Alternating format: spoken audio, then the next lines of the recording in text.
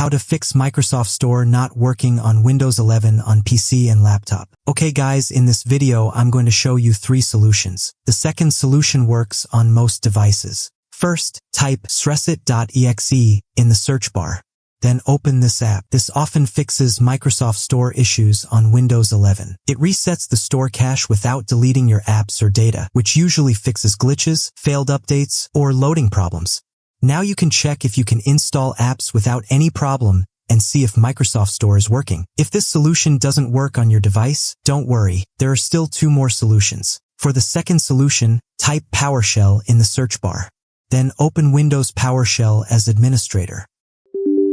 Once it opens, run this command on your screen in PowerShell. This command reinstalls and re-registers Microsoft Store for all users, fixing glitches, crashes, or apps not downloading on Windows 11. You'll find this command in the video description. After running it, make sure to restart your PC or laptop. If this method doesn't work either, don't ignore the last solution. For the last one, type date and time in the search bar and go there.